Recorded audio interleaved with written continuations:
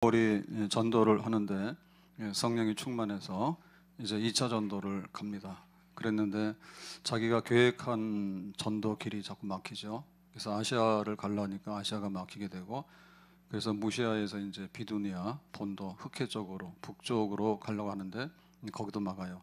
그래서 드로아에 와가지고 기도를 하잖아요. 기도했더니 하나님께서 환상을 보여주십니다. 마게도냐 사람이 나타나서 건너와서 우리를 좀 도와달라 이렇게 하는 환상을 보여줘서, 그러면 이 환상이 무슨 뜻이냐라고 함께 의논했더니 이거는 유럽, 그 마게도냐가 그리스잖아요. 그러니까 터키에서 유럽으로 건너와서 복음 전하라 이런 뜻으로 알고, 이제 그 빌립보, 마게도냐의 수도가 빌립보예요. 빌립보를 갔습니다. 성령의 인도하심, 우리가 성령의 충만함을 받아야 될 줄로 믿습니다. 그래야지 우리 개인이 살아요. 성령이 충만해. 이제 봄 되니까 참 날 따뜻하니까 좋죠, 그죠? 날 따뜻하니 좋잖아요. 그러니까 이제 이렇게 성령이 임하게 되면 사람의 마음이 부드러워져서 하나님을 믿게 되고, 그 다음에 또 은혜 가운데 성장하게 되고, 그래 열매를 막 맺게 되는 거예요. 그래서 하나님의 모든 역사와 또 하나님 나라 전도하고 교회가 세워지는 것도 성령께서 하시는 일입니다. 성령이 강력하게 임하게 되면 예루살렘의 부흥, 또 사마리아의 부흥, 그 다음에 안디옥 교회 부흥. 그래서 안디옥에서 이제 바울 신라를 선교사로 파송하게 되는 계속적인 부흥 역사가 일어나는데, 성령이 충만할 뿐만 아니라 성령의 인도함을 받죠. 그래서 아시아 그만해라, 또 북쪽도 그만해라, 그럼 유럽으로 가라. 이렇게 해서 이제 빌립보 왔는데, 빌립보에서 어떤 일을 하게 되느냐? 바울이 전도 활동을 하면서 그 전도를 하는데도 어떤 계기가 있어요. 그래서 이제 귀신 들린 아이를 고치는 일이 일어나게 됩니다. 16절에 이렇게 되어 있습니다. 우리가 기도하는 곳에 가다가, 기도하는 곳이라고 하는 것은 유대인들이 모이면 회당, 정식 예배당이 있는데요. 숫자가 모자라면 그냥 기도처라고 해요. 기도처. 작은 교회라고 보시면 되겠죠. 유대인의 예배 자리입니다. 점치는 귀신 들린 요정 하나를 만나니 점으로 그 주인들에게 큰 이익을 주는 자라. 그래서 귀신이 들어가서 점을 치니까 주인이 이 아이를 이용해서 돈을 버는 거죠. 이걸 보면 이 아이는 굉장히 불쌍한데 주인은 돈 벌어서 좋아요. 너무나 비극적입니다. 자, 17절에 그가 바울과 우리를 따라와 소리질러 이르되 이 사람들은 지극히 높은 하나님의 종으로서 구원의 길을 너에게 전하는 자라 하며. 그래서 소리 지른다는 얘기는 귀신 들어간 아이가 소리 지르는 거예요. 그러면은 귀신도 하나님을 알아요, 몰라요? 하나님 알죠. 귀신도 바울을 알아요, 몰라요? 알죠. 그런데 하나님을 예배하거나 또 바울을 존중하길 마음 없어요. 귀신이 하나님을 알긴 알지만은 귀신은 귀신입니다. 그래서 이제 자꾸 시끄럽게 하고 그 바울의 전도를 방해하고 이제 이렇게 하는 겁니다. 자, 18절에 이같이 여러 날을 하는지라. 그러니까 이제 기도하러 가고 예배드리러 가고 전도하는데 귀신 들어간 아이가 자꾸 시끄럽게 하고 회방하고 하니까 바울이 심히 괴로워하여 돌이켜 그 귀신에게 이르되 예수 그리스도의 이름으로 내가 네게 명하노니 그에게서 나가라 하니 귀신이 즉시 나오니라. 아멘. 그러니까 이제 이걸 해결하는 거예요. 해결. 예수님께서도 귀신 나가라 해서 귀신 많이 쫓아냈죠. 그러니까 하나님 나라가 임했다는 것을 보여줄 수 있는 가장 강력한 증거 중에 하나는 뭐 안진병이 일어난다든지, 그 다음에 이제 귀신이 쫓겨나간다든지, 이게 이제 강력한 전도, 성령의 전도입니다. 그러니까 예수님께서도 이런 걸 하셨는데 지금 바울도 이제 빌립보 와서 이걸 하고 있죠. 그러니까 빌립보라고 하는 큰 도시에서 이렇게 예수 믿으라고 하는데 전도의 문을 열 때가 귀신이 이렇게 도전하는 거예요. 그러니까는 그 귀신을 쫓아냄으로 인해 가지고 이제 전도가 확 일어나게 되는 이런 거죠. 전도할 때도 어떤 한 계기가 있는 겁니다. 계기가 조용하게 전도되는 경우는 없고요. 뭔가 충돌을 해야 돼요. 그 다음에 또 이렇게 공격을 받아야 돼요. 그럴 때 이제 그걸 해결하는 거예요. 그러므로 인해 가지고 전도의 문이 열려지고 새로운 기회를 얻게 되는 겁니다.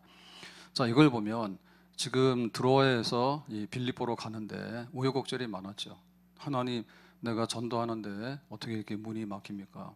그리고 뭐 병도 걸리고 여러 가지 안 좋은 상황들이 벌어지니까. 그래서 이제 그 능력이 있는데 능력만 가지고 되는 게 아니라 하나님의 인도하심이 있어야 돼요. 성령의 인도하심이.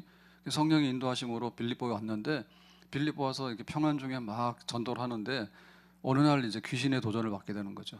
그래서 바울이 이걸 해결 안 하면 바울은 귀신보다 못한 사람이 되는 거야. 근데 만약에 이 귀신을 쫓아내게 되면 야, 바울이 전하는 예수가 정말 크다. 이제 이게 증거되는 거죠. 그래서 하나님께서는 다시 한번 이제 성령의 능력으로서 이 전도가 이루어지게 되고 하나님의 영광을 드러내게 되는 것입니다. 그래서 우리가 성령으로 충만하다 할 때 충만해가지고 평안 중에 있을 때도 있고, 또 충만해가지고 극적으로 인도를 받아서 아시아가 아니고 유럽이야 이렇게 인도를 받을 때가 있고, 또 그 빌립보 가서라도 이렇게 귀신의 도전에 쩔쩔매고 주저앉아 버리면 전도 힘이 막히잖아요. 근데 이제 이 귀신을 적극적으로 쫓아내게 되면 전도가 불붙게 되고 또 더 소문이 막 나게 되고, 그래서 많은 사람들이 주께 돌아오는 그런 역사가 있는 줄로 믿습니다. 하나님의 인도, 성령의 인도, 성령의 능력, 성령의 능력과 성령의 인도하심, 이거 교차되는 거예요. 성령으로 인도함 받고 성령으로 능력을 행하고, 그래서 하나님의 이름을 높이고 전도하게 되고 승리하게 되는 그런 삶을 살아갈 수 있기를 예수님의 이름으로 축복합니다. 자, 이래가지고 이제 승승장구했잖아요. 지금 귀신을 쫓아냈으니까 바울의 전도의 문이 막 열릴 것 같잖아요. 근데 아니에요. 호사삼아. 정말 좋은 일이 있으면 마귀의 역사한다고. 19절에 여종의 주인들은 자기의 수익에 소망이 끊어진 것을 보고 바울과 실라를 붙잡아 장터로 관리들에게 끌어갔다가 고발한 거예요. 그러니까 귀신이 나갔으니까 이 아이가 점을 못 치잖아요. 그러니까 주인이 뭐예요? 뿔난 거죠. 왜? 돈 벌이가 끊어졌다고. 이 굉장히 악한 거죠. 예, 이 아이의 불행은 곧 나의 돈이라. 근데 바울은 어땠습니까? 이 아이가 불쌍한 아이니까 귀신 쫓아나가서 제정신이 들었죠. 그래서 이 아이는 이제 구원받게 된 거예요. 예수 믿게 되고. 그러니까 이제 이 세상은 그런 거예요. 이 세상은 돈 때문에 모든 것을 이제 다 좋아하고 또 슬퍼하고 막 그럽니다. 돈 때문에. 하나님보다 돈을 더 많이 사랑하는 거예요. 그러니까 이 아이보다도 돈을 더 사랑하는 거야. 야, 네가 귀신 나갔다 좋아할 게 아니라 귀신 나갔으니까 화나가지고 분풀이를 이제 바울과 실라를 잡아다가 고발하게 된 거죠. 자, 20절에 상관들 앞에 데리고 가서 말하되, 거기 이제 법정에 뭐 우리로 말하면 경찰서나 법원에 가서 이제 고발하는 겁니다. 이 사람들이 유대인인데 우리의 성을 심히 요란하게 하여, 성이라는 얘기는 도시, 빌립보 도시를 시끄럽게 했다. 내용은 뭐냐? 21절에 로마 사람인 우리가 받지도 못하고 행하지도 못할 풍속을 전한다 하거늘 그랬죠. 그러니까 로마 사람, 이 빌립보는 하나의 그 작은 로마라 했거든요. 리틀 로마라고. 그래가지고 굉장히 로마풍, 굉장히 발달한 그런 도시인데, 그러려면은 이제 로마의 법이라든지 혹은 로마의 풍습이라든지 로마의 그 미풍양속, 이제 이런 것이 여기에 가득 차야 되는데, 이 사람들이 와가지고 이상한 거를 퍼뜨리고 다니고 정말 반로마적인, 그러니까 뭐로 우리로 말하면 간첩? 야, 이상한 나그네들이 왔는데 간첩들이 들어와가지고 이 빌립보를 엎어놓고 사람들을 선동하고 이렇게 막 잘못된 거를 퍼뜨리고 다니는, 유언비를 퍼뜨리고 다니는 그런 사람이다. 이제 이런 식으로 이제 갖다 고발하게 된 거죠. 이것은 사실이 아니에요. 사실이 아니죠. 사실은 뭐예요? 귀신 들어간 아이가 고침받아서 정상으로 돌아와서 상줘야 될 일이지. 근데 끌고 가가지고 귀신 쫓아냈다라고 하면 그게 입증이 안 되잖아요. 그리고 뭐 죄도 아니잖아요. 그러니까는 사회를 혼란케 한 이런 테러 내지는 막 이런 어지럽게 하는 간첩 혐의, 이런 거를 씌워가지고 고발하게 된 거예요. 근데 이거는 새삼스러운 일은 아니에요. 예수님께서도 그 산헤드린 공회에서 유대인의 법정에서 재판받을 때는 하나님의 아들이다, 신성모독했다 해가지고 이제 그 사형에 처한다 이렇게 판결 받았죠. 근데 실제로 자기들이 사형을 시킬 수가 없으니까 빌라도 법정으로 와가지고 뭐라 했습니까? 자기가 유대인의 왕이라 했다. 그러니까 로마에 반역하는 쿠데타를 일으키려고 했다 해가지고 이거는 로마법으로 사형시켜야 된다 했잖아요. 이중적이잖아요. 이쪽에서는 신성모독이라고, 여기서 뭐예요? 로마에 대해서 반역하려고 했다. 그래서 뒤집어 버렸잖아. 그러니까 아주 지혜롭긴 지혜로운데 정말 뱀같이 악한 지혜가 있습니다. 그래서 교회를 헐뜯거나 또 믿는 사람들을 해롭게 하게 될 때 이런 사람들은요, 앞에서는 웃으면서 뒤에 가면 뒤통수 치고 막 그래요. 그래서 조심해야 돼요. 그래가지고는 이렇게 법정에다 고발하게 되니까 22절에 무리가 일제히 일어나 고발하니, 그러니까 이제 여기 주인, 귀신 들린 아이의 주인, 이 사람이 이제 앞장서서 고발했겠지만 패거리들을 데리고 갔겠죠. 패거리들은 못 가요. 주로 이런 사람들, 무당과에 속하는 사람들, 혹은 뭐 점차 가지고 돈 버는 사람들, 혹은 거기에 뭐 밥이나 얻어먹고 친구했던 사람들, 이런 패거리들이 이제 몰려갔겠죠. 데모하러 간 거예요. 고발하니 상관들이 옷을 찢어 벗기고 매로 치라 하여. 그렇죠. 그러니까 이제 그러면은 바울과 실라가 혐의가 있으니까 쳐라라고 한 거예요. 여기서 이제 매로 치라고 하는 얘기는 어떤 매인가 하면 로마식의 매입니다. 예수님께서 맞았던 매예요. 그걸 우리가 뭐라고 하냐면 태장이라고 얘기를 하는데요. 이거는 이렇게 굉장히 그 쇠붙이 같은 거를 채찍에다가 박아가지고 치는 건데 굉장히 치명적이에요.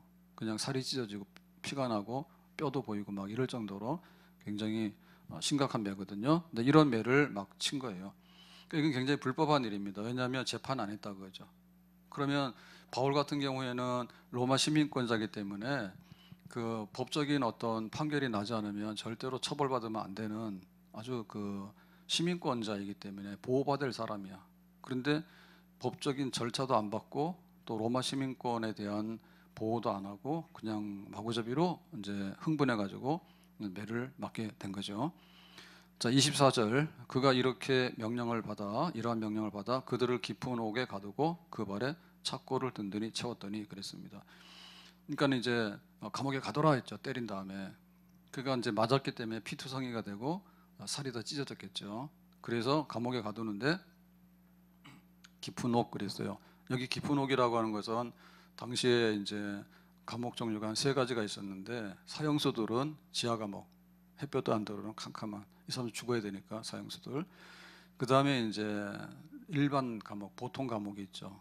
이런 거는 그냥 잠깐 가두는 데인데 햇볕도 쬐고 공기도 마시고 괜찮은 데예요. 그 중간에 해당하는 것이 깊은 옥이에요. 내옥이라고요.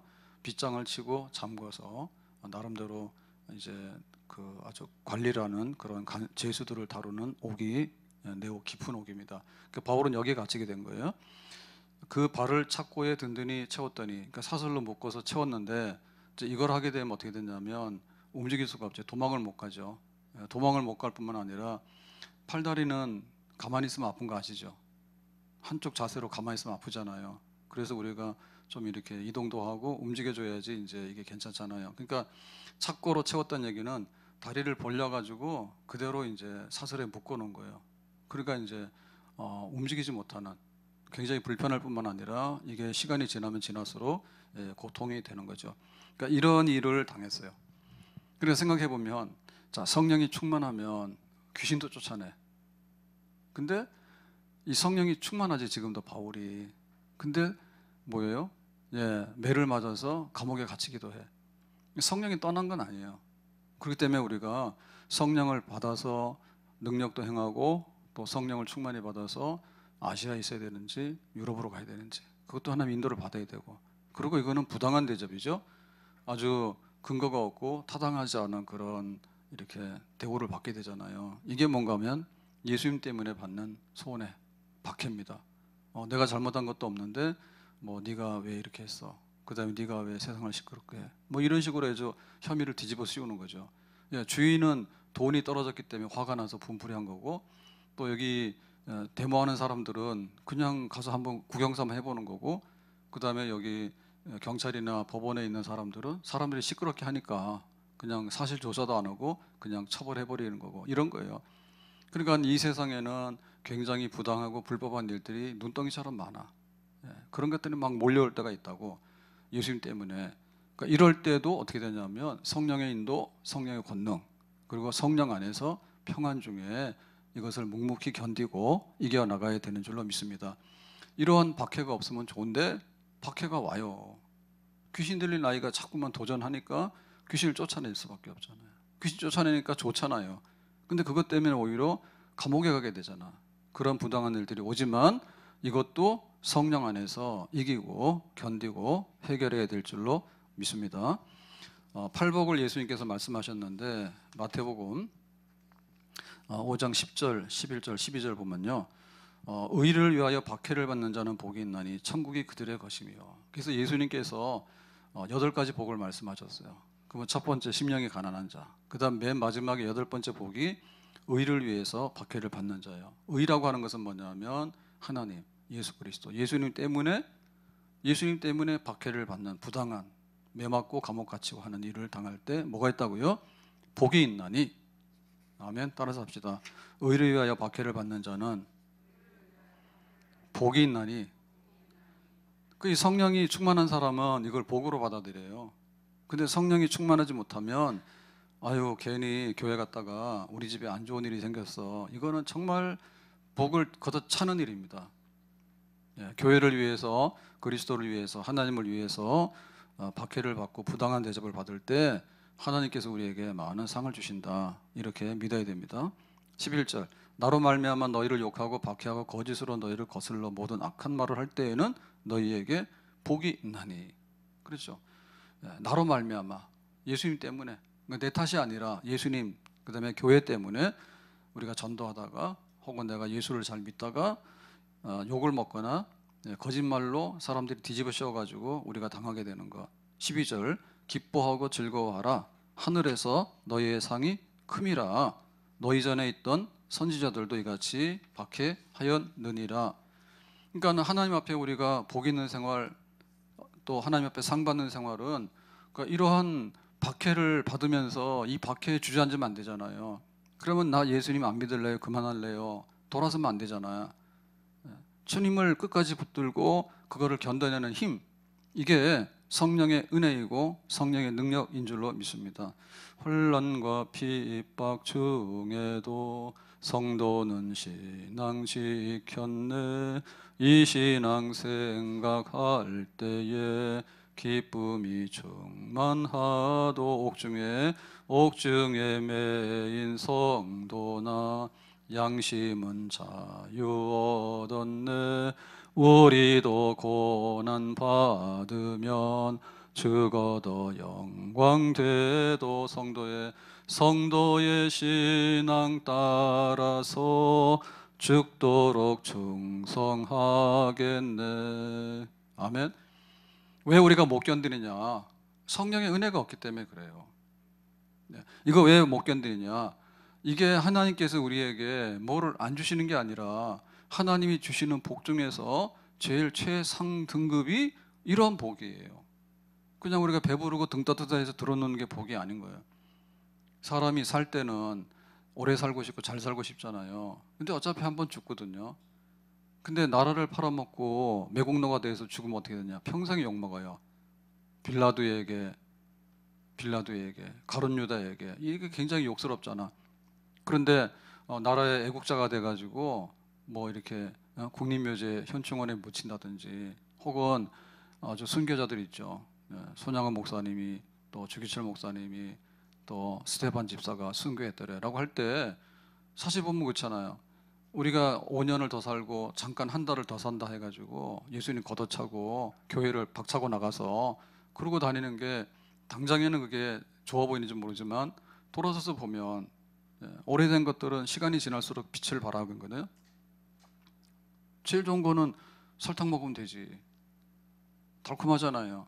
먹고 나면 뭐예요? 목마르잖아요. 물을 마셔야지. 그러니까 우리가 어떻게 복 있는 사람으로 될 것인가라고 할 때 이거를 정말 달게 받아들일 수 있는 것이 성령이 충만한 사람이에요. 디모데후서 4장 8절 이제후로는 나를 위하여 의의 면류관이 예비되었으므로 주 곧 의로우신 재판장이 그날에 내게 주실 것이며 내게만 아니라 주의 나타나심을 사모하는 모든 자에게도니라. 아멘. 그러니까 성령의 은혜가 있고 믿음 있는 사람들은 뭐냐면 전부 다 마지막에 하나님 앞에 상 받는 거, 그걸 보고. 손양호 목사님이 청주 교도소에서 그 무기징역으로 감옥살이 할 때 너무나 고통스러워서 영양실조가 걸려가지고 눈이 실명할 정도가 되고, 또 뭐 동상에 걸려가지고 손발톱이 막 빠져나가는 이런 상황 속에 있을 때 시를 썼대지. 시를 썼는데 감옥에다가 벽에다가 써가지고 고난이 오라 내가 이 속에 들어있는 모든 축복을 다 받아 마시리라. 그렇게 해서 하루하루를 견딘 거 아니에요. 아멘. 그게 성령의 은혜인 거예요. 고난이 오라. 정말 하나님 왜 이런 고난을 주십니까? 너무하십니다. 이런 게 아니라 고난이 오라. 내가 당당히 맞서는데 이 속에 들어있는 하나님의 축복을 내가 다 받아 마시리라. 고난은 곧 축복이다. 아멘. 성령의 은혜가 있을 때 우리의 불편하고 힘든 이런 것들을 전부 다 기쁨으로, 감사함으로 받고 놀 수 있는 줄로 믿습니다. 자, 그래서 25절에 보니까 어떻게 있는 거니? 한밤중에 바울과 실라가 기도하고 하나님을 찬송하며 죄수들이 듣더라. 그래서 이제 시간이 좀 지났죠. 매 맞고 감옥에 들어가 있는데 정신이 없잖아요. 피투성이고. 근데 한밤중에라고 하니까 적어도 몇 시간이 경과한 것 같아요. 그러니까 좀 지혈도 되고, 그 다음에 이제 좀 정신도 차리고 이렇게 좀 됐을 때 이제 마음을 추스려 가지고 뭐 했습니까? 바울과 실라가 기도하고 하나님을 찬송하며 있죠. 이게 이제 성령의 은혜로 이 박해와 또 환난을 겪어내는 믿음의 사람들의 본 모습이에요. 밤중에 일어나서 뭐 했습니까? 기도하고 찬송했다. 아멘. 하나님의 은혜가 우리 속에 날마다 임하는데 가만히 있으면 임하는 게 아니고 하나님의 은혜가 우리 그릇에 담기도록 해야 돼요. 그래서 지금 성령 충만하자라고 해서 뭐 5가지 실천사항 이런 거 있잖아요. 그러니까 기도할 때 성령이 충만하고, 찬송할 때 성령이 충만하고, 두세 사람이 모일 때 성령이 충만하게 되고, 하나님이 일을 하게 될 때 충만하게 되고, 또 말씀을 묵상할 때 성령이 충만하게 되고, 우리가 예배 드려서 하나님 앞에 함께 영광을 돌리는 자리에서 성령이 충만하게 되는 역사가 일어나게 되는 줄로 믿습니다. 그러니까 지금 여기서 할 수 있는 것은 감옥에 갇혀있기 때문에 성도들이 모여서 교제하고 서로 위로하고 이런 게 아니라 바울과 실라가 이렇게 묶여 있어가지고 할 수 있는 것은 기도하고 찬송하는 것 정도밖에 못해요. 근데 그걸 했어요. 내 주를 가까이 하게 함은 십자가 징 같은 고생이나 내 일생 소원은 늘 찬송하면서 주께 더 나가기 원함. 내 주를 가까이 하게 함은 십자가 징 같은 고생이나 내 일생 소원은 늘 찬송하면서 주께 더 나가기 원. 내 일생 소원은 늘 찬송하면서 주께 더 나가기 원합니다. 지금 바울 같은 경우에는 얼마나 아픕니까? 아파요, 안 아파요? 아프긴 아프죠. 그런데 아이고 아파라고 하면 더 아프다니까요. 그러니까 그거를 기도하고 찬송으로 바꿔놓는 거예요. 기도와 찬송으로 성령의 은혜 가운데서 그걸 바꿔놓을 수 있는 줄로 믿습니다. 아멘. 그리고 또 원망이 나올 만하죠. 하나님, 내가 선교하려고 했는데 아시아 선교 막 다 막히고 들어와야 가지고 하나님 보여주세요라고 하니까 마게도냐 사람을 보여줘가지고 건너와서 도오라 해서 내가 다 따라왔잖아요.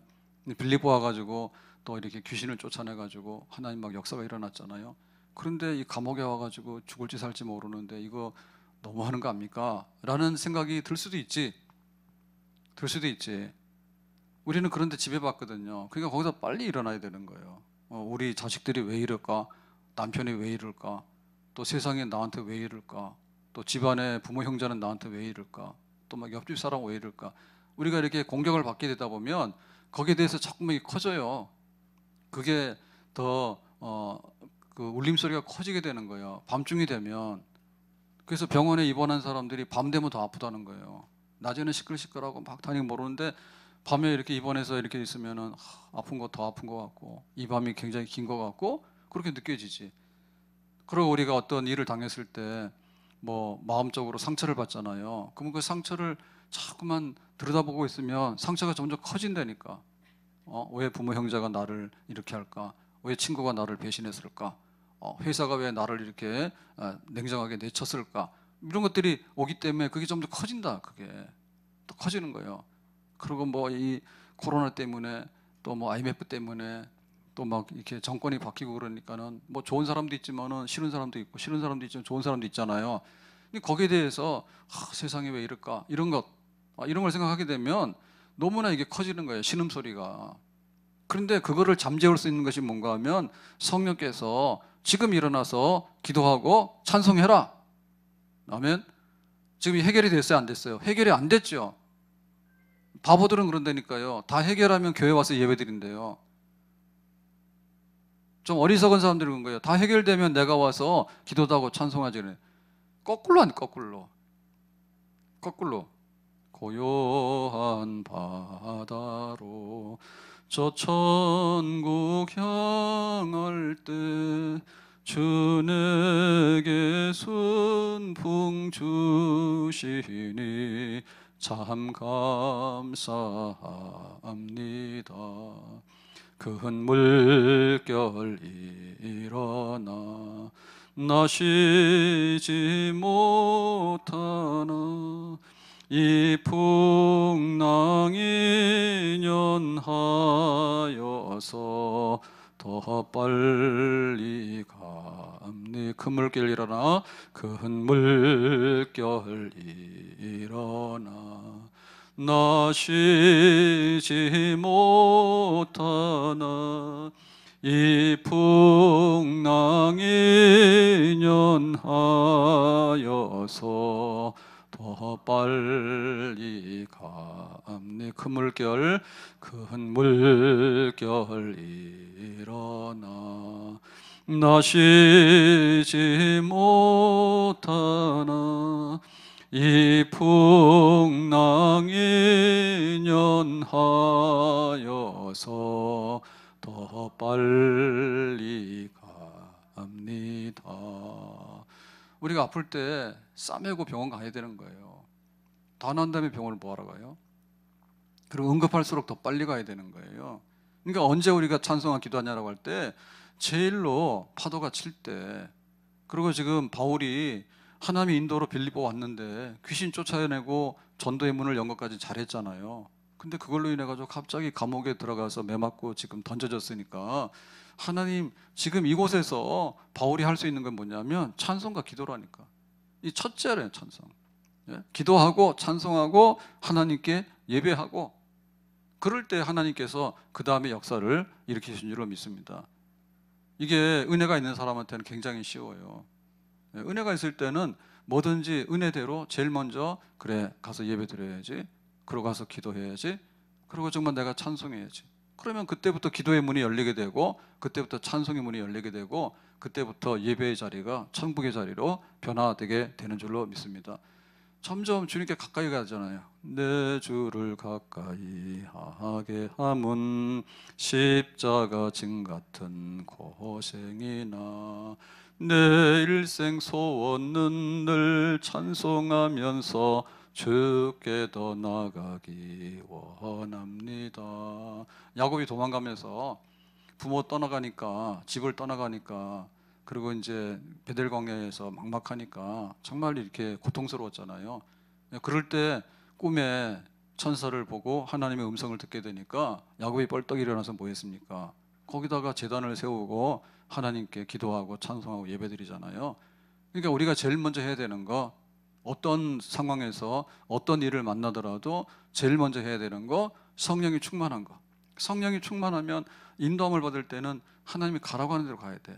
성령이 충만할 때 귀신을 쫓아내라고 그러면 귀신한테 지면 안 돼. 성령의 능력으로서 그걸 해치고 나가야 돼.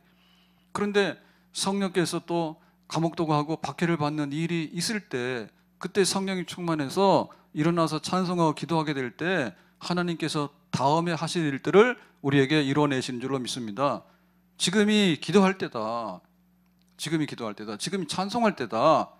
어려운 일 당할 때 나의 믿음 적으나 의지하는 내 주를 더욱 의지함니.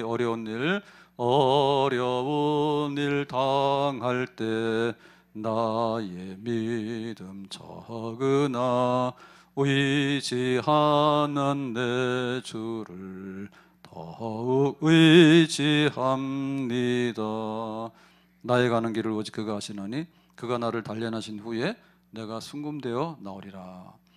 욥이 시험을 당하는데 나중에는 숨만 쉬죠.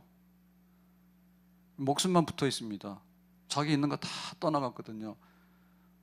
자식들이 다 죽고, 자기 재산 다 날아가고, 자기 병도 나고, 자기 친구들도, 자기 아내도 등을 돌리고, 목숨만 붙어 있어. 그런데 그 욥은 끝까지 그 고난의 자리에서 하나님께 예배하며 기도하잖아요. 나의 가는 길을 아시나니. 나를 단련한 후에는 내가 순금되어서 나오겠습니다. 기도예요. 그러니까는 고난을 받더라도 성령의 은혜 가운데 있기 때문에 그 욥이 그 고난을 견뎌내는 거잖아요. 믿음의 사람들은 다 그래요. 믿음의 사람들은. 자, 그렇다면 우리가 이렇게 기도하고 찬송할 때 없을 때 해야 되는데, 바울을 보면요, 바울은 몸에 병이 있었잖아요. 병이 있었는데 더 많이 기도하죠. 이 사탄의 가시를 하나님 제거해 주세요. 만약에 이 사탄의 가시가 없어지지 않으면 이 사탄의 가시를 이기고 살아갈 수 있도록 해주세요. 항상 그렇게 질병이라고 하는 그거를 굴복하지 아니하고 기도와 찬송으로 평생의 그 아픈 몸을 이끌고 이겨나갔던 거예요. 바울이 천막 만드는 기술자예요. 바울은 굉장히 많이 배운 학자이고 굉장히 인문학적인 세상적인 학문에 대한 철학이나 율법이나 굉장히 그 수준 높은 사람이에요. 근데 천막 만드는 일을 했잖아요. 기술자잖아요. 그래가지고 자기가 굉장히 가난했죠. 가난했어요. 성교비가 없고 생활을 꾸려나가기 어려울 정도로. 그럴 때는 이제 천막 만드는 일을 했는데 그거가 성교비가 없고 좀 가난하더라도 바울이 선교하는 데는 로마까지 가고 나중에는 온 세상 다 전도를 다 해. 그러니까 그것이 기도의 힘이고 찬송의 힘인 거예요. 천막 만드는 일을 했다는 얘기는 바울 같은 학자가, 바울 같은 선교사가 그 노동을 왜 합니까? 그거 하고 나면은 힘들고 다 아파. 그래도 그걸 딛고 일어나서 산 거예요. 노동하면서도 선교하고 병들어서도 선교하고 때로는 이렇게 박해를 받아서 감옥에 가지만 선교하고. 그때마다 바울이 뭐 했을까? 저절로가 아니고 정말 더 하나님께 기도하고 찬송하고 엎드리는 가운데 하나님의 산 역사를 이룰 줄로 믿습니다. 저녁에는 울음이 기속할지라도 아침에는 기쁨이 오리로다. 해는 아침에 뜨거든요. 그러면 우리는 어떻게 됐냐? 영적으로 해가 떠야 돼요. 그러려면 밤에 울음이 기속할지라도, 그러니까 안 좋은 일이 있더라도 기도하고 찬송하게 되면 아침에는 기쁨의 해가 뜨는 줄로 믿습니다. 나를 찾는 자가 나를 만날 것이고 나를 사랑하는 자가 나의 사랑을 입을 것이다. 언제 사랑하느냐? 그 사랑 달콤할 때 하는 사랑은 누구나 못합니까? 하죠. 근데 우리가 어려울 때 친구를 사랑하고 어려울 때 가족을 사랑하고 그걸 견뎌나가는 것, 그런 사람, 정말 하나님께서 어려울 때 사랑하고 그렇게 나가는 사람에게 주님의 진짜 사랑을 우리에게 보여주시는 줄로 믿습니다. 현재의 고난은 장차 나타날 영광과 좋게 비교할 수 없다. 장래에 나타날 영광은 기도와 찬송으로서 만들어가지고 그 장래의 그런 영광을 맞이하게 되는 줄로 믿습니다. 장차 나타날 영광이 그냥 우연히 찾아오는 게 아니에요. 이 새벽이 되려고 그러면은 우리는 잠자고 있지만 계속해서 지구가 이렇게 움직이고 또 해와 달이 움직이고 하니까 이렇게 되는 거죠. 세상에서 너희가 환난을 당하나 담대하라. 내가 세상을 이기었노라. 예수님께서도 그냥 뭐 이렇게 편한 침대에 들어넣어가지고 예수님께 세상을 이긴 게 아니죠. 십자가에서 고난받고 죽으시는데 아버지 이 잔을 없애주세요. 그런데 이 잔을 정말 마셔야 된다면 내가 감당하게 해주세요 라고 하잖아요. 그러니까 예수님도 그 고난받는 순간순간에 기도와 찬송 가운데서 십자가의 영광의 길을 가신 줄로 믿습니다. 베드로전서 1장 7절 너희 믿음의 확실함은 불로 연단하여도 없어질 금보다 더 귀하여 예수 그리스도께서 나타나실 때에 칭찬과 영광과 존귀를 얻게 하려 할 것이라 그랬죠. 그러니까 우리의 그 믿음이 금보다 귀한데 마지막에 칭찬과 영광과 존귀를 얻게 된다면 어떻게 되냐면 우리의 믿음의 확실함을 붙들고 기도와 찬송으로 갖고 나간 사람들에게 장차 칭찬과 영광과 존귀가 있는 줄로 믿습니다. 그러니까 성령께서 가라 하니까 갔고 성령께서 귀신 쫓아내니까 귀신 쫓아낸 거예요. 그러니까 성령께서 이 감옥에 들어왔을 때도 밤에 일어나서 기도하고 찬송하라 시킨 거예요. 그래서 이 성령의 역사를 따라서 움직이기 때문에 다시 한번 이 감옥의 문이 열려지게 되고 감옥의 문이 열려지면서 우리가 아는 대로 간수, 자결하려고 했던 간수가 회개하게 되고 이 간수의 집에서 가정교회가 모이게 되고 이 가정교회가 빌립보 교회가 되기도 하고 그래서 이 빌립보 교회가 나중에 그 빌립보서에 보면은 바울이 로마 감옥에 있을 때 이렇게 후원금도 보내기도 하고 라고 하는 그런 역사를 일으키게 되는 줄로 믿습니다. 기도하고 찬송하는 것은 기도하고 찬송하는 것으로 끝나는 게 아니고, 세상의 노래는 그런 거예요. 어제도 밤에 집에 들어갔더니 뭐 종편에서 트롯맨인가 뭐 이런 거 많이 하잖아요. 가수들 나와서. 근데 뭐 남자들도 가만 보니까 남자인지 여자인지 모르겠어. 남자는 그래도 나오나 이런 사람이 남자인데, 그죠? 좀 못생기고 좀 그렇게 보여야 되는데, 남자들도 여자처럼 해놨는지 막 여기도 발랐는지 여기도 빨갛게 해놨더라고. 그래서 내가 말은 안 했는데 그거 자자 그랬어 내가. 노래하는 거 좋긴 좋죠. 근데 세상 노래는 부르면 부르는 걸로 끝나는 거예요. 그걸로 끝난 거예요, 효력이. 근데 우리의 찬송은 기도인 줄로 믿습니다. 우리의 찬송은 기도인데 이 기도가 하나님의 보좌 움직이는 거예요. 하나님, 지금 2차 선교를 하고 있지 않습니까? 빌립보까지 어렵게 오지 않았습니까? 근데 이 빌립보 감옥에 들어와서 이렇게 매 맞고 내가 죽으면 어떻게 됩니까? 그러니까 기도하고 찬송할 때 그 기도와 찬송은 시간이 지나면 조용히 사라지는 것이 아니라 하나님 앞에 연락되어져서 하나님께서 즉각적으로 역사하시니까 빌립보 감옥의 문이 열려지기도 하고, 바울의 기도와 찬송 속에 너는 이방인을 위해서 택한 나의 그릇이야, 로마를 볼 것이야. 그러니까 빌립보가 로마는 아니잖아요. 지금 바울은 계속해서 길을 가게 될 거잖아요. 바울이 3차 전도 마치고 재판받기 위해서 배를 타고 지중해 가다가 배가 파산한 거 아시죠? 그때도 하나님께 기도하게 되니까 너는 가이사 앞에 서야 돼.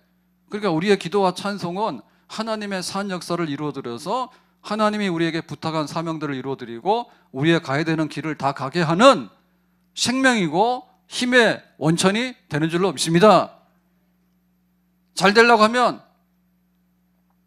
하나님께 나와서 기도 찬송하는 거죠. 여기까지 인도하셨는데, 귀신도 쫓아냈는데, 하나님 지금 감옥에 들어와가지고 잘못된 불법한 일을 당해서 지금 내가 이루고 있는데 죽어도 모르는 거 아니에요. 하나님 앞으로 어떻게 인도하실 것입니까? 바울을 끄집어내가지고 빌립보에다 교회를 세우고, 그 다음에 이제 마게도냐로 가게 되고, 그 다음에 2차 선교 마친 다음에는 3차 선교를 하게 되고, 하나님께서는 이 기도와 찬송 속에 하나님이 하시는 모든 일들을 이루시는 그런 비밀스럽고 영광스러운 일들이 이 안에 들어있는 줄로 믿습니다. 기도하고 찬송하는 자리에 오라. 이걸 통해서 앞으로 나타날 일이 뭔가, 그죠? 봄이 오면 완전히 봄이라고 하는 새로운 계절이 오잖아요, 우리 앞에. 우리가 한 게 뭐가 있습니까? 그 추운 겨울을 견뎌낸 거예요. 죽지 않고 견뎌낸 거예요. 그랬더니 여기 나무도 그렇고 풀도 그렇고 다 살아서 나오는 거야. 추운 겨울을 지냈기 때문에. 그러니까 또 새로운 생명과 꽃을 피우게 되고 열매를 또 내게 되는 거예요.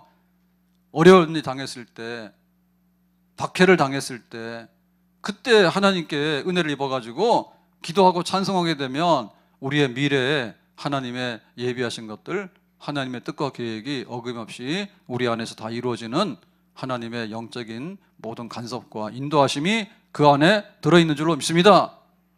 기도하고 찬송하는데 힘씁시다. 아멘. 성령께서 임하시면 능력을 행하거나 인도하시는데, 때로는 감옥 안에 들어서서 끝나면 안 되잖아요. 또 다른 길을 여는데 기도 찬송을 연다고요. 우리 가정의 미래, 우리 교회의 미래, 나의 가는 길, 신앙생활이 가만히 있는 거 아닌 거예요. 세상에 가만히 있는 거 아무것도 없어요. 세수하면 머리카락 빠지잖아. 머리카락 또 나잖아. 가만히 있는 게 어디 있어요. 기도와 찬송 가운데 내 안에 하나님의 은혜가 임하게 되고, 기도와 찬송 가운데 하나님께서 빌립보 교회, 빌립보 지역에 교회 세우는 일과, 또 기도와 찬송 가운데 바울을 향하신 로마를 보리라고 하는 궁극적인 뜻을 이루어나가는 그 역사가 있는 줄로 믿습니다. 만약 기도하고 찬송하지 않으면 어떻게 됩니까? 거기서 끝날지 모르지. 우리 앞날은 기도와 찬송 가운데 예비되는 줄로 믿습니다. 기도합니다. 오늘 주신 말씀과 같이 바울이 빌립보에 가서 전도도 하고 또 부당한 대접을 받아서 감옥에도 들어갔는데 굴하지 아니하고 한밤중에 일어나서 기도하고 찬송할 때 깜짝 놀랐습니다. 우리에게도 기도와 찬송으로 먼저 하나님께 무릎 꿇고 나가는 경건함이 있기 원합니다. 이 가운데 하나님의 뜻이 이루어지기 원합니다. 깨어서 기도하고 깨어서 찬송하기를 원합니다. 예수님 이름으로 기도하옵나이다. 아멘.